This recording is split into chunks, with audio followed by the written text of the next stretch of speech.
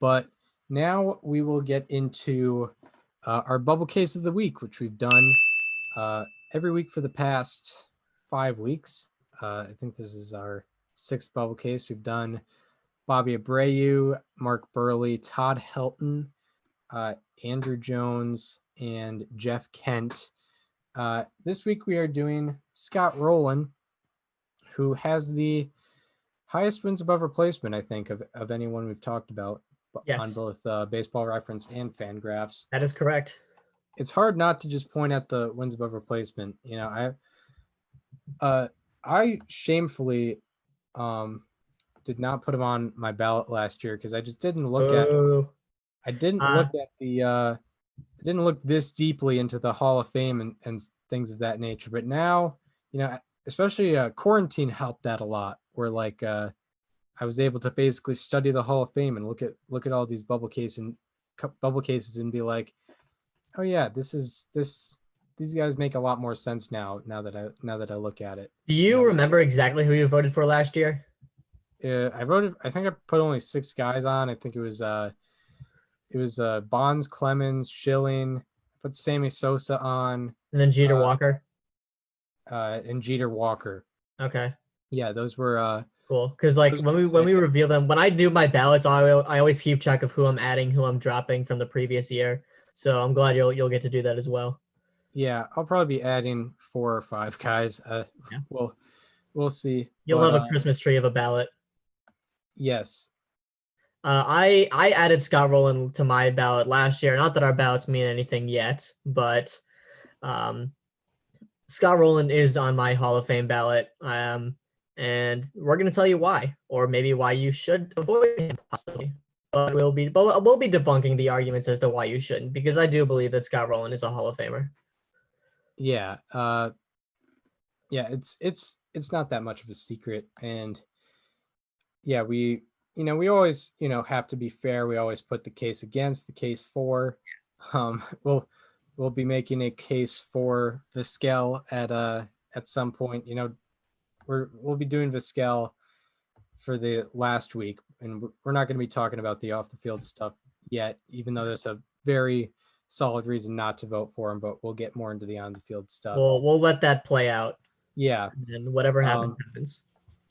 So Scott Rolen, we'll show you where he's at with the actual voters who actually matter. He got 10.2% of the vote in 2018. Then he rose up to 17.2% in 2019, and then all the way up to 35.2% in 2020. And so far this year, on 70 known ballots out of around 400, 55.7%, making a big jump. And I would expect him to be around possibly 50% this year, maybe getting half the votes, which is good to see. I think people are starting to realize what's going on, including myself. So when we look on the surface with Scott Rolen, he has 70.1 Baseball Reference wins above replacement, 69.9 Fangraphs wins above replacement, and Baseball Reference helps out with his stuff. His B-WAR is above average for a Hall of Fame third baseman. His peak WAR is 43.6. That is his best 7 seasons, according to B-WAR combined into one number. And that is above average for a Hall of Fame third baseman. His career quadruple slash line is 281, 364, 490, 855. And his OPS plus is 122. His weighted runs created plus is also 122. And he did all that in 8,518 career plate appearances. He has 21.2 defensive wins above replacement, which is 45th all time, top 50, which is very good for a guy that also was pretty above average offensively. And he had 180.3 defensive runs above average, which is 56th all time. That's the Fangraphs model for basically defensive value. Also on the surface, the count statistics: 2,077 hits for Scott Rolen, 316 home runs, 517 doubles and 899 walks. He was the 1997 Rookie of the Year and a 2002 Silver Slugger Award winner. But he's not known for being the best with the bat, but he's known for being the best with the glove. 8-time Gold Glove winner was Mr. Scott Rolen. And, some players can make their case with the playoffs, add their playoff ability. Scott Rolen's kind of neutral or maybe even negative. He hit 220 with a 678 OPS in 159 plate appearances in the playoffs. Although when it mattered most, in the 2006 World Series where the Cardinals won the World Series, he hit 421 with a 1213 OPS. So he was definitely a big part of that and ended up being a World Series champion in 2006. So what do we take away from what we see with the on the surface statistics? I mean, he was pretty much really good at everything. If anything, he could have been a little faster with stolen base statistics, but other than that, but he was at third base. You can't really expect that much.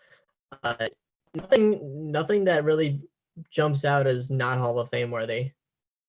Yeah, I mean, like I guess some of the count statistics could be a little upped, but as far as his rate statistics, really good. Yeah, that is the tough thing is, we did talk about Andrew Jones earlier with the bubble case. It's a combined effort. So he was not excellent. He was not, excellent offensively, like a maybe Todd Helton, but he was very good offensively and he was very good defensively. And we think that ultimately kind of makes a great player.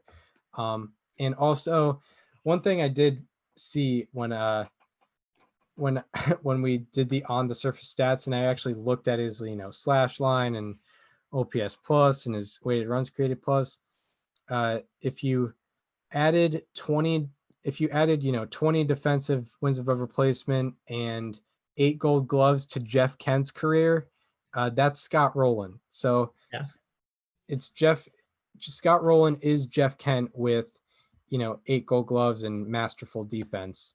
That was kind of the weakness we talked about with Jeff Kent last week, was that his defense was just subpar.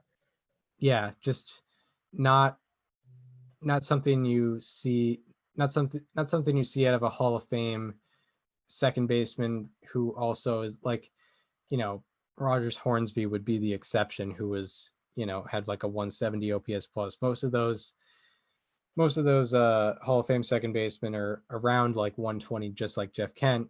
They just were very good defensively as well. But anyway, back to Scott Rolen.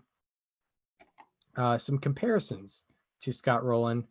Here are a list of retired players with 68 to 72 B WAR in 7,500 to 9,500 plate appearances.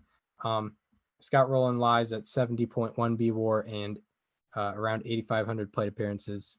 He's right smack dab in the middle, pretty much. Yeah, smack dab in the middle. And it's important to note the plate appearances because, getting 70 B WAR and 8,500 plate appearances, he did that in a pretty short amount of time and was pretty dominant.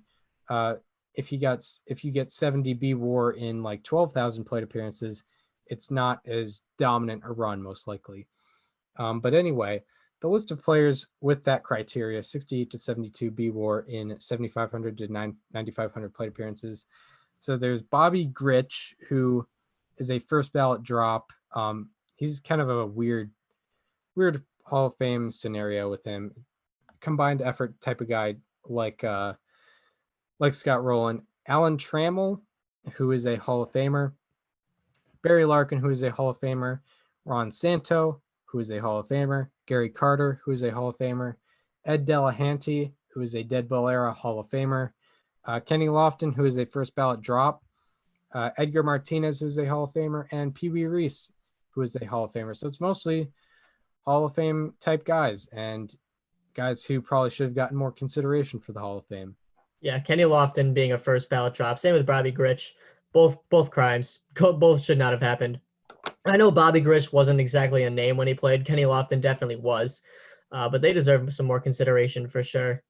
And I'm glad that Rolen is getting it. Yeah, Bobby Grich, was he played in the 70s / early 80s, and he was kind of like Rolen, a combined effort type guy. I just think he didn't get the recognition because he didn't play his offensive and era. So he didn't get that like league adjusted statistics like Rolen did. So maybe we'll get a second or third look at Bobby Grich at some point in the future, because that guy produced a lot of wins above replacement. So we'll get into the case against Scott Rolen. He finished top 10 in OPS and OPS plus only once. So he wasn't, necessarily dominant offensively, although he was, his career statistics are, we would say very good. 20% above average is very good, but did not finish top 10 in OPS plus very often. Only did it once. Also, he finished top 5 in B WAR and F WAR only once, and he finished top 10 in B WAR only 4 times. So you could argue that he was not in the best of the best while he played. There's an argument to be had there. And he only finished top 10 in the MVP once. Kind of goes with that dialogue. Also, Scott Rolen did not have the most longevity, and this, led to him not having the greatest count statistics. And, he played 17 years, which is good. He did get injured in some of those years. So, not exactly the most longevity. That's a query you could have with the Hall of Fame case. He was also not the marquee third baseman of his time. Chipper Jones was that guy. He wasn't not necessarily the guy at his position at his time. So that's a mark you could have against him. And, with the count statistics, 2,077 hits and 316 home runs are not traditional marks for a Hall of Fame position player. But now we get into the case for Scott Rolen. So, we've mentioned the wins above replacement or not, and it's worth it. His WAR and his peak WAR were both above average for Hall of Fame third baseman, not just regular third baseman. Hot corner members who are already in the Hall of Fame, Scott Rolen is above average in WAR and peak WAR. So let's talk about that peak WAR for just a second. From 1998 to 2004, Rolen trailed only Barry Bonds and Alex Rodriguez in F WAR. So in essence, Rolen was the best clean player in all of baseball from 1998 to 2004. That's pretty impressive considering the era he was playing in, which albeit stretch too. Albeit I just eliminated a lot of people by saying he was the best clean player. Regardless, he had 11 seasons of 4+ Baseball Reference WAR. There are 9 other retired players with exactly 11, and all of them are Hall of Famers. So he is among elite company there. Also, there are 5 players in baseball history who have produced at least 6 seasons, with 125 OPS plus and 1 DWAR, as well as 50 walks. They are Mike Schmidt, Willie Mays, Hannes Wagner, Wade Boggs, and Scott Rolen. Those are 4 no doubt Hall of Famers, and also Scott Rolen to be a part of that company for sure. Also, Scott Rolen is the only player in the live ball era that is since 1920 with 2,000 plus hits, a 120 OPS plus, and 20 plus DWAR. And if you were to take the 2,000 hits out of that, he becomes one of 5 players in baseball history and the only one since 1952 with a 120 OPS plus and 20 plus DWAR. Only player since 1952 to have that. Also, his 2004 season is the only in baseball history with 20 plus home runs, a 400 OBP, and 3 DWAR. And lastly, according to Fangraphs, he is the only third baseman in baseball history with an offensive rating above 250 and a defensive rating above 155. No one was that elite in both categories during their career at third. Yeah, it's crazy. When we talk about him, it's like we're doing a history episode. Mm-hmm. here with all the how about that's we have. It's pretty wild. And actually, one thing I would like to add in, I guess, the case for Scott Rolen is, I will mention with, a lot of these players, like Bobby Abreu was also a guy I talked about this with, was, didn't finish, top 10 and wins above replacement very often, didn't finish top 5 very often.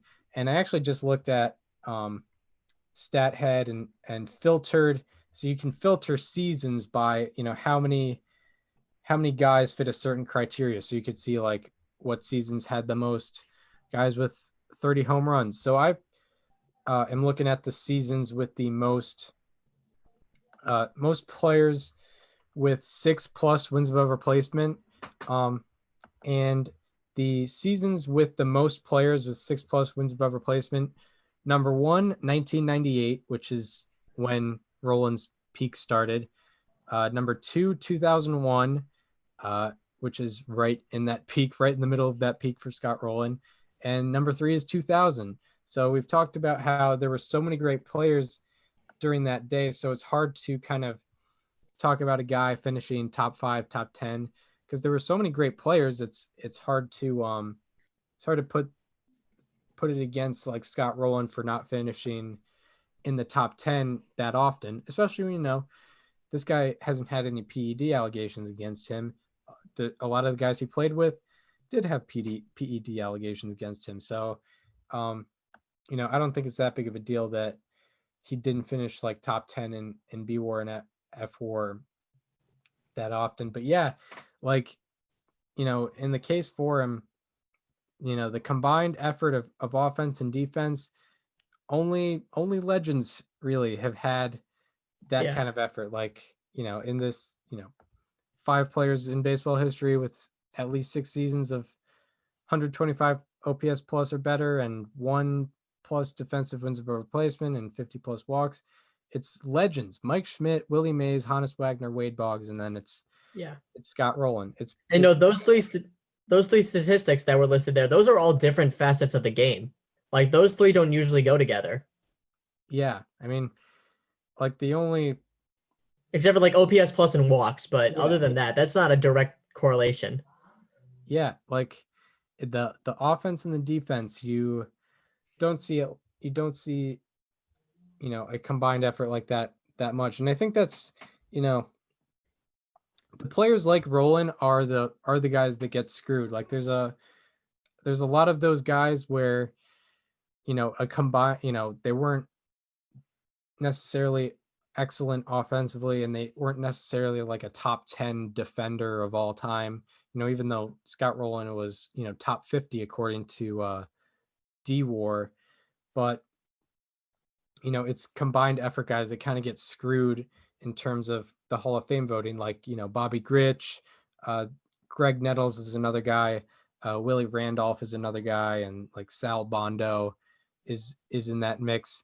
But a guy who was, we talk, a guy who got traction last year was Omar Vizquel, who was very bad offensively but excellent defensively. Top 10 in D War all time, I think. Yeah. But when you have a guy with a combined effort like Scott Rolen, doesn't really seem to get noticed as much. It's very strange. Yeah, like he wasn't particularly dominant in any particular facet, but he was just really good at everything, but not enough for it to be like, a staple of recognition. Yeah, like he never was never like winning batting titles, or was Yeah. never, in the home run chase.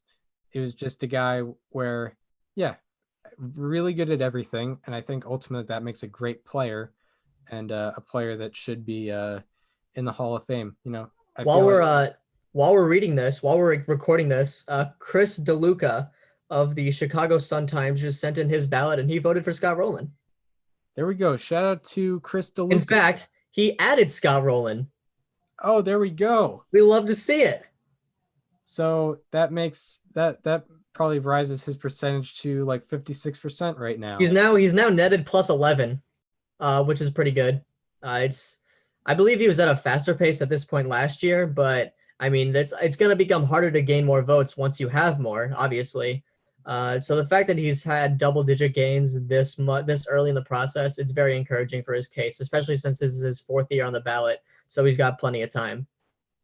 Yeah, and this is the year where, there's no slam dunk, first ballot candidates. So I feel like a lot of the writers focus more on these, bubble cases, these guys that don't get noticed as much, like Rolen and Andrew Jones, especially. Those are probably the top 2 guys we've talked about so far in terms of, guys that were clean, don't have any PED stuff going on, don't have any off the field stuff going on, but just aren't getting the recognition currently. But they're getting better. They're getting better looks so far. So that's very good to see. Very good to see. Yeah. Shout out to Chris DeLuca. But Scott Rolen is now at 56.3%. yeah, there we go. So this is his 4th ballot. I would think he probably gets in maybe his 7th or 8th ballot, or maybe even quicker than that. I don't know.